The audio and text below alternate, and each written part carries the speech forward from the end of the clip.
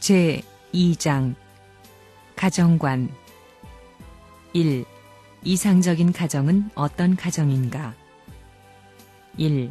가정이 왜 좋은가? 가정은 하나님의 이상이 현현할 수 있는 기점이요 인류 행복의 현현의 기점이 됩니다. 인간으로서의 일이 다 끝나는 자리요 하나님도 모든 일의 완성을 보는 자리입니다. 가정이 왜 좋아요? 그것은 부모님의 사랑을 중심 삼고 자유활동의 기지가 되기 때문입니다. 하나님을 중심 삼은 영원한 부모의 사랑, 영원한 부부의 사랑, 영원한 자녀의 사랑, 이 세 가지 사랑이 있는 것이 이상적 가정입니다. 인간들은 반드시 가정을 가져야 됩니다. 가정을 중심 삼고 보면 가정에는 부모가 있고 자식이 있고 물질이 있습니다. 구약시대, 신약시대, 성약시대에 있어서의 종적인 역사 전체를 횡적으로 전개시켜서 대신할 수 있는 실체가 무엇이냐? 만물과 자녀와 부모입니다. 즉, 부모와 자식과 그들의 소유물입니다. 이것들은 가정의 한 울타리 안에서 필요한 것들입니다.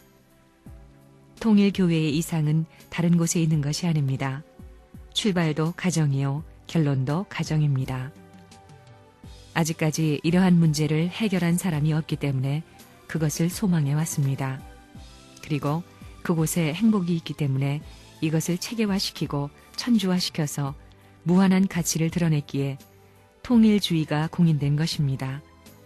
따라서 이 주의를 싫어하는 사람들이 없이 모두 머리를 숙이고 좋아하게 되면 세계는 자동적으로 통일이 되는 것입니다. 성경 66권은 전부 다 이상적인 가정을 소원한 말씀입니다. 남자들이 소원하는 것이 무엇이냐? 이상적인 아내를 맞이하는 것입니다. 안 그렇다는 남자는 사람도 아닙니다. 또한 여자가 태어나서 가장 소원하는 것이 이상적인 남편을 만나는 것입니다.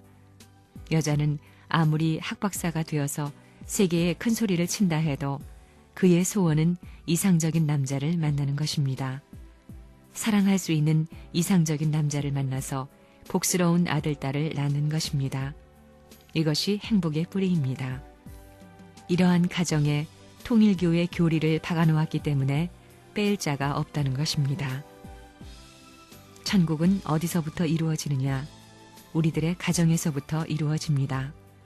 그러면 우리는 무슨 주의냐? 가정주의입니다. 우리가 표방하는 천주주의는 하늘천자의 집주자, 즉 하늘집주의라는 것입니다. 이렇게 되어야 천주라는 뜻이 확실해지는 것입니다. 가정은 작은 사회에 입각한 작은 국가입니다. 작은 국가요, 작은 세계요, 작은 천주인 것입니다. 그러므로 가정을 떠나가지고는 아무것도 할 수 없습니다. 이런 가정을 가르쳐주기 때문에 통일교회가 위대하다는 겁니다. 가정은 만고불변의 기원이며 기틀입니다. 이것은 아버지도 고칠 수 없고 형제도 고칠 수 없으며 어느 나라 어떤 제도로도 고치지 못합니다. 또한 세계적으로도 고치지 못하며 하늘 땅도 하나님께서도 고치지 못합니다. 그렇기 때문에 가정이라는 것에는 영원히 혁명이라는 명사가 필요 없다는 것입니다. 사람이 일생에 있어서 가장 중요한 때는 어느 때냐 하면 태어날 때, 결혼할 때, 죽을 때입니다. 그러면 낳을 때는 어떻게 낳아야 하느냐? 잘 태어나야 됩니다. 우리 통일교회로 말하면 심정의 인연을 중심 삼고 태어나야 됩니다. 그 다음에는 결혼할 때입니다. 결혼이란 살기 위해서 하는 것입니다. 즉, 사위기대를 이루기 위해서 하는 것입니다. 이와 같은 우주의 공법을 지구상에 세워놓아야 하나님의 뜻이 이루어지고 인간의 뜻이 이루어진다는 것입니다.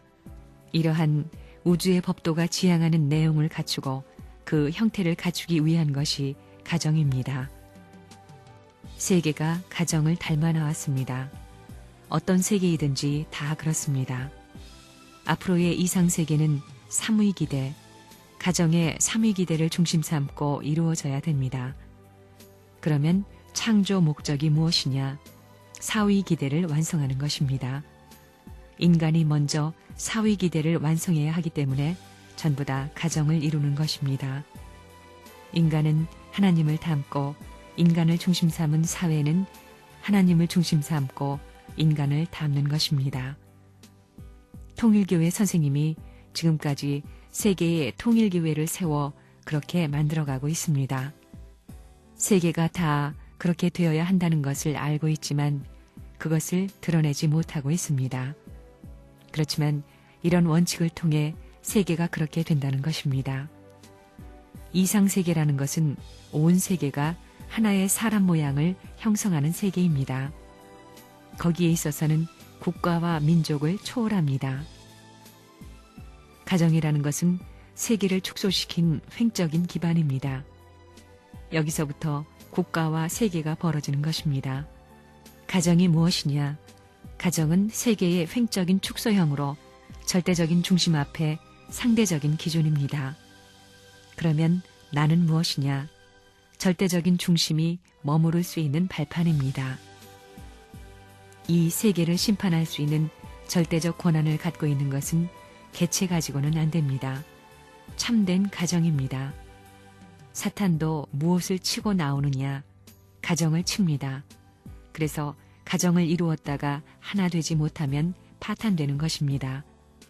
부자 간에, 부부 간에, 가정 전체에 파탄을 가져온다는 것입니다. 그리고 가정을 이루었다가 파탄된 사람의 상처는 영원히 아물지 못합니다.